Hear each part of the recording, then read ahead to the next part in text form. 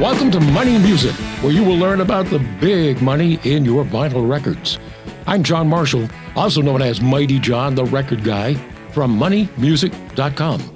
With me is the man who personally knows many of the rock and roll icons and my friend and legendary Maine lawyer, Derry Rundlett. Nice to be here. I'm glad you're here, Derry. Me too. You know, people say that we make a wonderful team. Yes. Kind of like Martin and Lewis. Yes. Which part do I play? Laurel and Hardy. Yeah. Abbott and Costello. Yeah. Oh, no, I know. Captain Fantastic and the Brown Dirt Cowboy. Yeah, there you go. Only Cheech and Chong. Only would be Mighty Fantastic and the Brown Dirt Lawyer. Yeah, which I still am, by the way.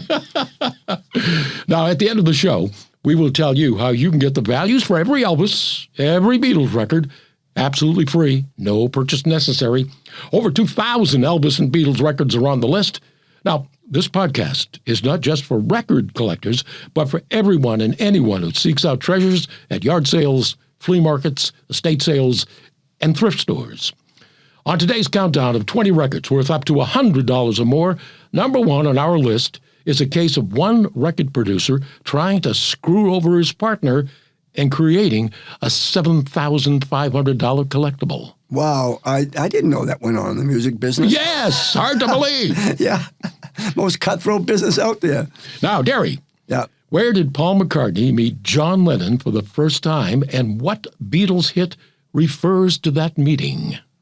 I'm going to say it was somewhere in high school or something. It was at 1956 near St. Peter's Parish Church in Wooton in Liverpool. Oh, I'm close. A few feet from where the real Eleanor Rigby is buried. Oh, my goodness. There you go. She died in 1939 of unknown causes at the age of 44. And the book, of course, it's a big hit for the Beatles. With Yellow Submarine on the flip side, it's worth up to $100 with its picture sleeve. And worth every penny. That's a great, great song. What rock and roll band caused Ed Sullivan to tell his audience, quiet down? What rock? It could have been anybody. It could have been Mick Jagger and the Stones. You stop right there. Okay. You get the answer.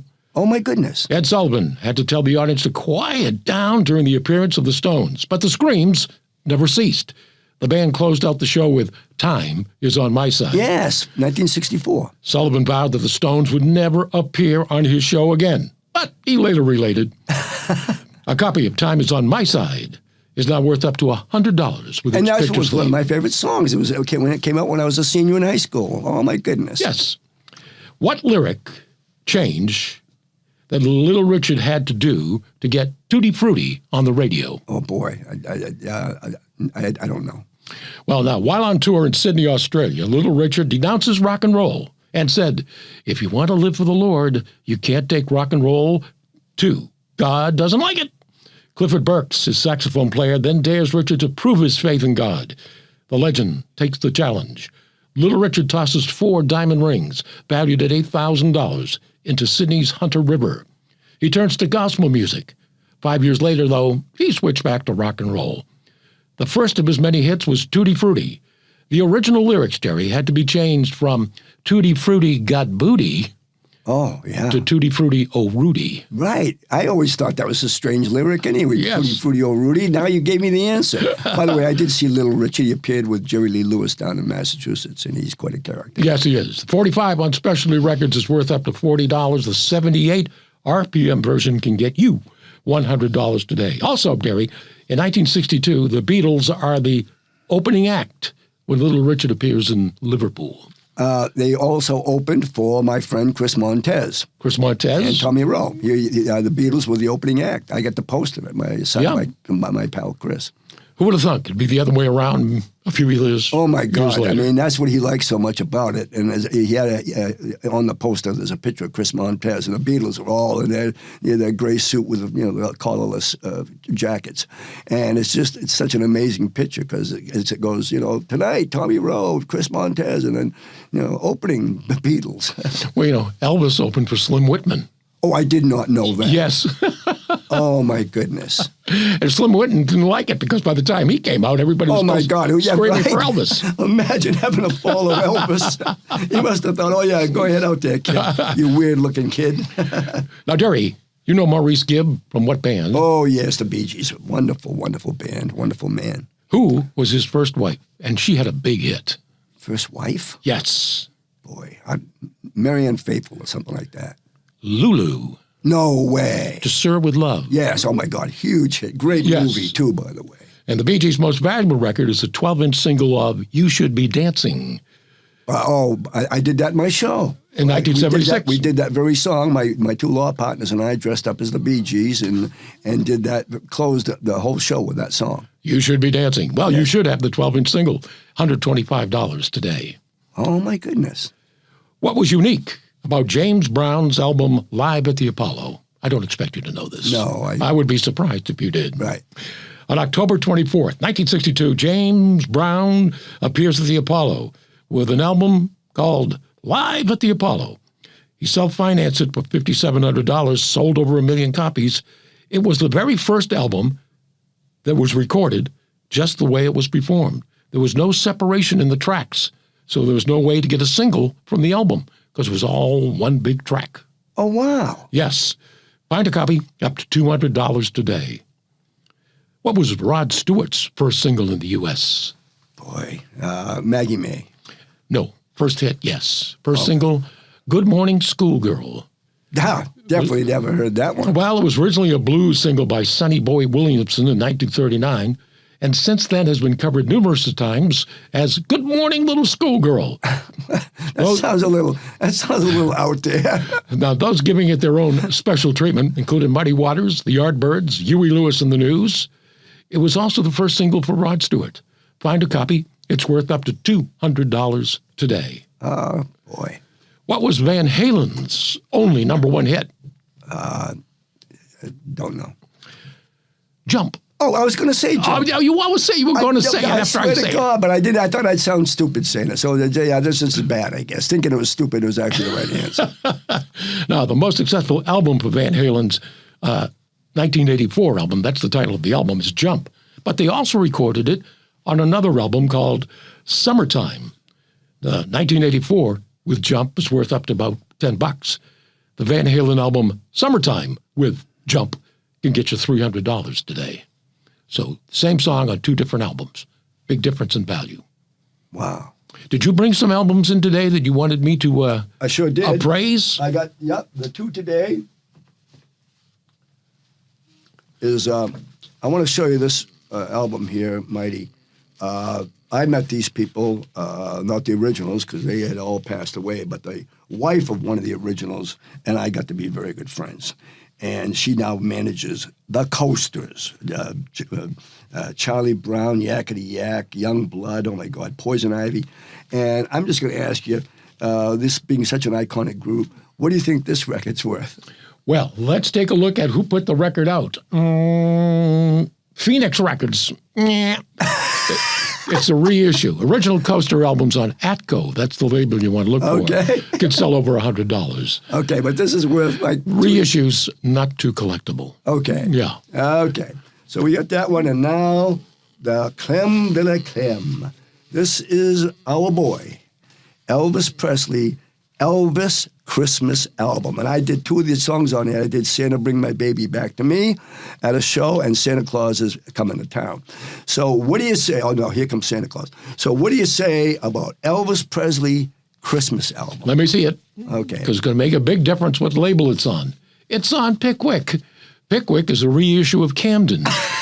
Camden is a reissue of RCA. Now, the original 1957 Elvis Christmas album, we told you before on the show, can get you $1,000 on black vinyl, $15,000 on red vinyl. This can get you a cup of coffee. Well, actually, a cup of coffee is like $10 these days. Yeah, there you go. Well, yeah, collectors always want the original issues. Okay. Now, Derry, from the 1960s, can you name two groups who were the four something? The Four Seasons. Yep. The Four Tops. You got it. Okay. Four Tops.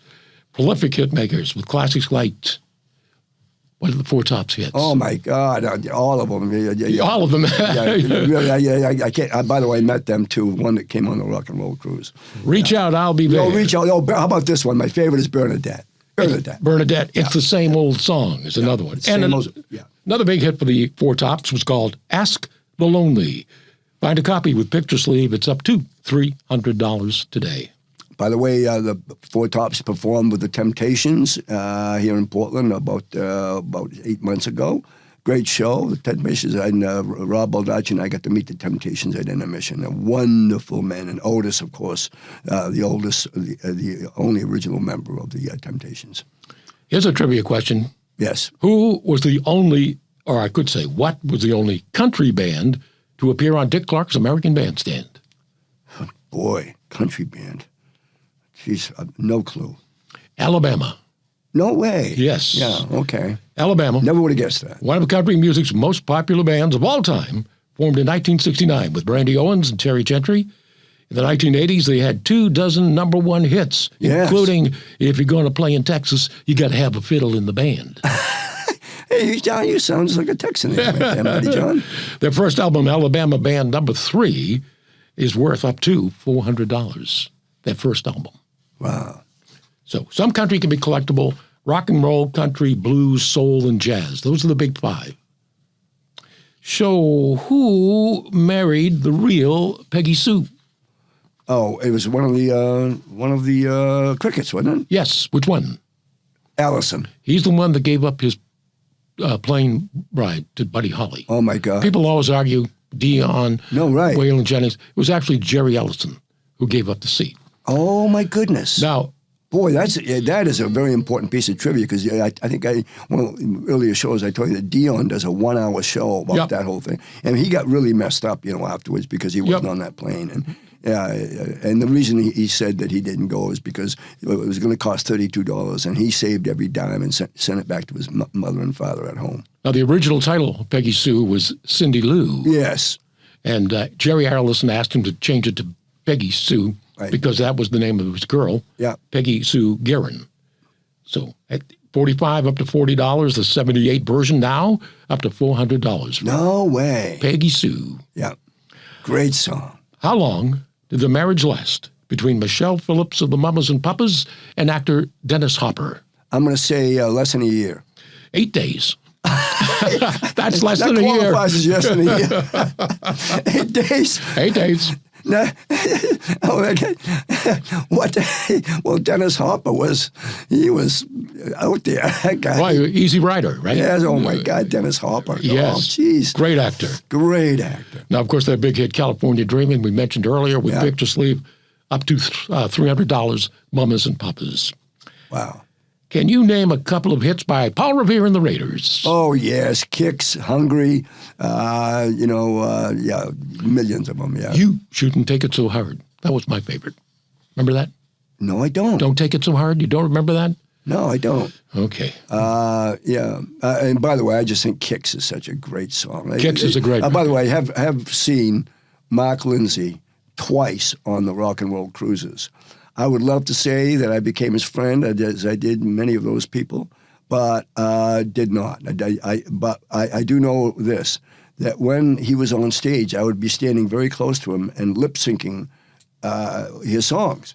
And he was not offended. He came over a couple of times, and I think he slapped me 5 once, but that's as close as I got to Mark Lindsay. Wonderful, wonderful singer, wonderful performer. Great band, Paul Revere and the Raiders. Their first 2 albums, one simply called Paul Revere and the Raiders, and their second album, Like Long Hair, each can sell for $500 today.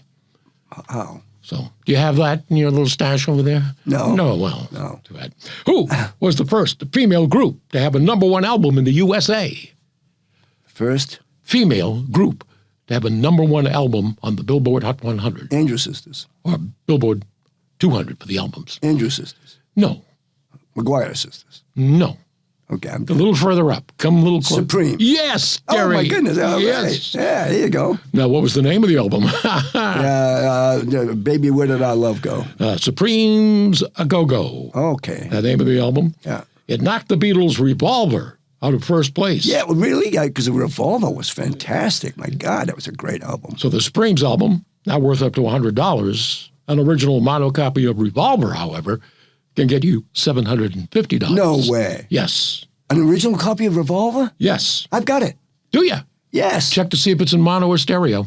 Okay. Because stereo, probably look more up to $150. Mono, $750. Oh, first thing I'll do is I'll go home and see if I can find it. All right.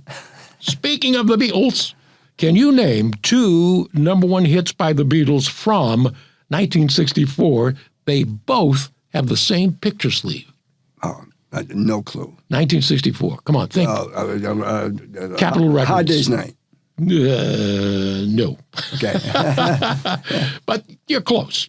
Oh. Okay. I Want to Hold Your Hand. Oh, and She Loves You. No. Oh. Can't Buy Me Love. Oh, wow. Okay. Can't Buy Me Love. Okay. So now the picture sleeve for I Want to Hold Your Hand is worth up to $125. The same picture sleeve with Can't Buy Me Love, $800. No kidding. All they did was change the title, but it's the same black and white picture sleeve showing the Beatles. But as you know, Mighty, most people, after we bought the record, I don't recall keeping the sleeves. I'd buy the record, throw the sleeve away. I mean, I didn't. What was I doing? But what you're saying was smart people, which I'm not, would have kept the sleeve, right? And we actually list the values for over 10,000 picture sleeves in our picture sleeve guide, available at moneymusic.com.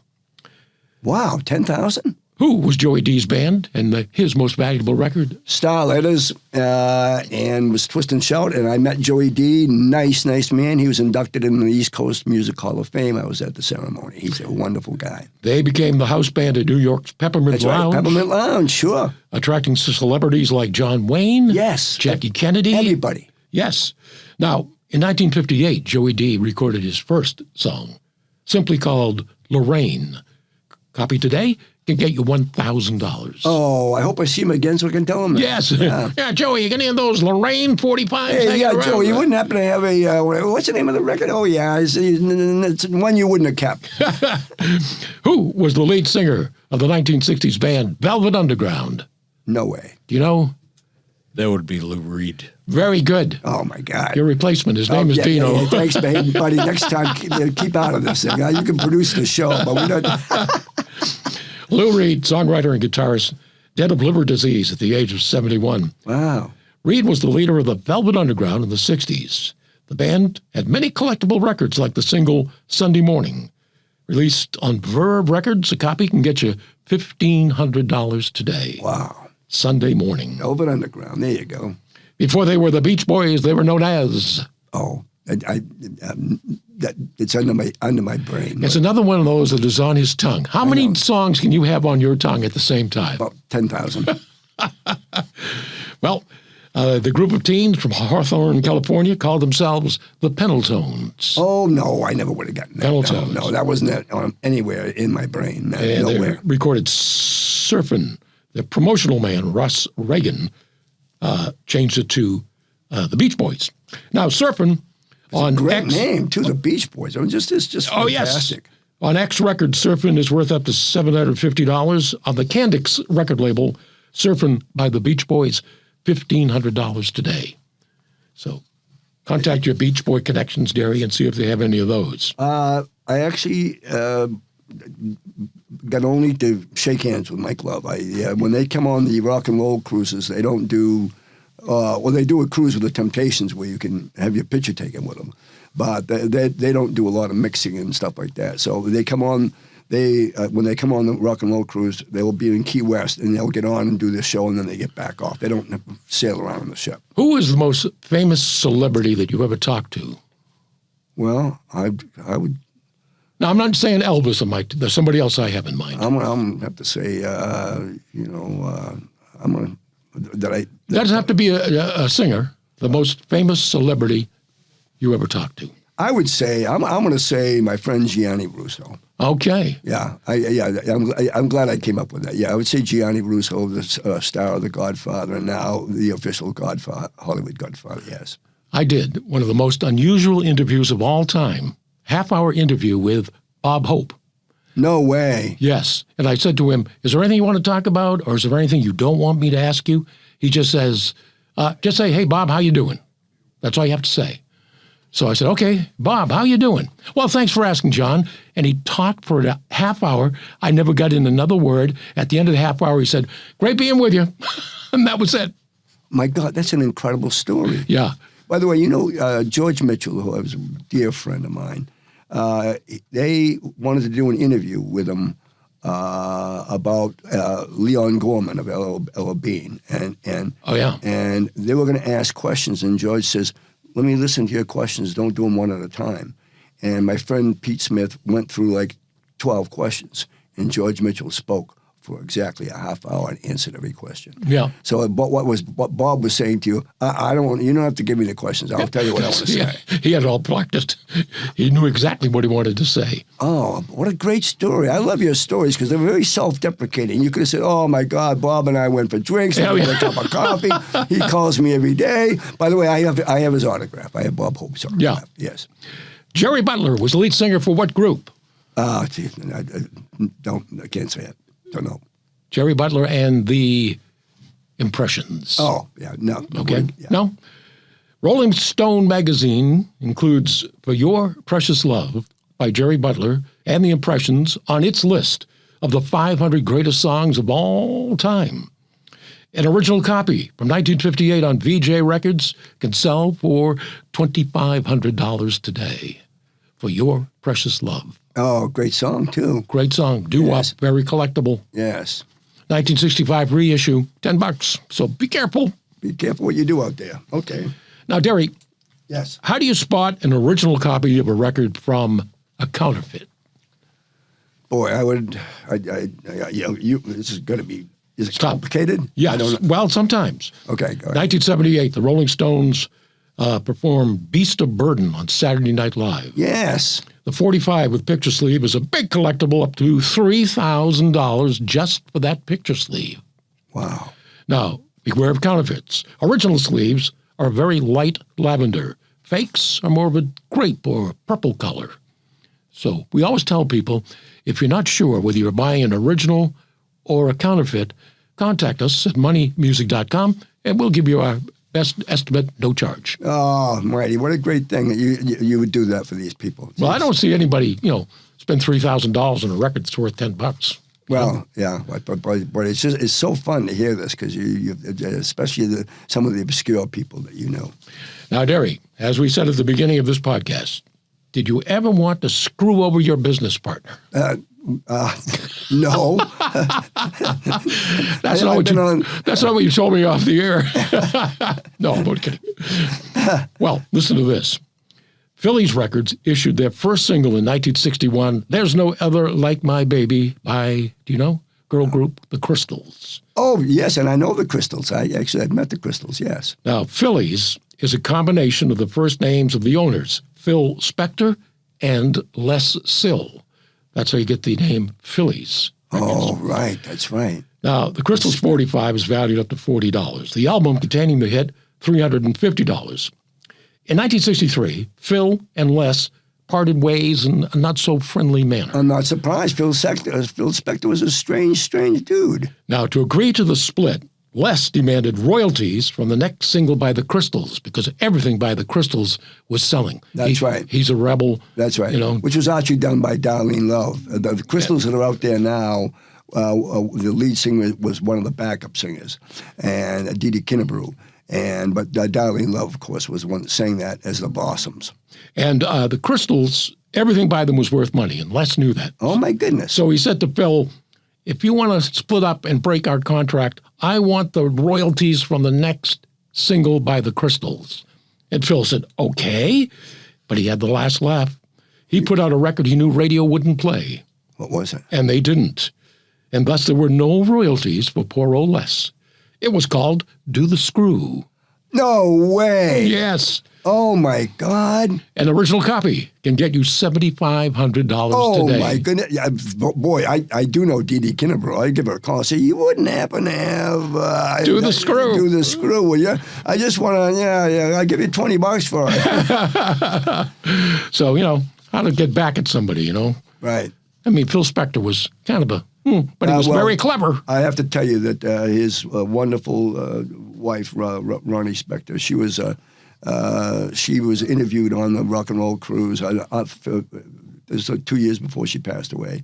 She had, of course, nothing good to say about the man. She was probably one of the most beautiful women you'll ever meet. Yes, and I have to tell you, this when she performed, this 2 years before she passed away, she would have been in her 70s. And I got to tell you something. I was talking to the guys who were the members of the Soul Survivor, the Ingries, and I said, boy, am I the only guy that was turned on by Ronnie Spector out there? He goes, I'm sure you weren't. She was just so sensual. Yes, she was. In a way, and the way she sings, and the way she talks. And, oh, boy, what an icon. When she passed away, we lost a wonderful, wonderful person. When she sang Be My Baby. Oh, my God. Yeah, Oh. yeah, you can, yeah. Very good. Mighty, before you close, and we'll put this... More work for Dino. Okay. Yeah, I have a present for you. Oh, you do? This is a thing that you already have, but having another one would not be bad. It's something that I think is very valuable because it is the program when you won Hall of Fame of Maine Association of Broadcasters 1 year ago, 2023. And here's the program. Ladies and gentlemen, my friend was inducted in the Broadcasting Hall of Fame because he was a famous disc jockey in Maine. And I want to say, Mighty John, your speech was one of the best because you used to announce yourself the mighty but humbled. Humble but mighty. Humble. Oh, we went the other way. Humble but mighty John. Yeah, humble but nonetheless mighty John. Okay. Humble, but nonetheless mighty John. Okay. I have to say that your speech was full of humility and self-deprecation, and I was proud to be there in the front seat. There we go. Maine Association of Broadcasters, ladies and gentlemen. Thank you, Derry. Thank you very much. Well, now, remember, you can find the values for all your records at moneymusic.com, and if you email me, we will send you the values for every Beatles, every Elvis record, free, no purchase necessary. Over 2,000 Elvis Beatle records are on the list. Just state in your email that you heard the podcast. My email address is always posted on the homepage at moneymusic.com. Go, Mighty John, go!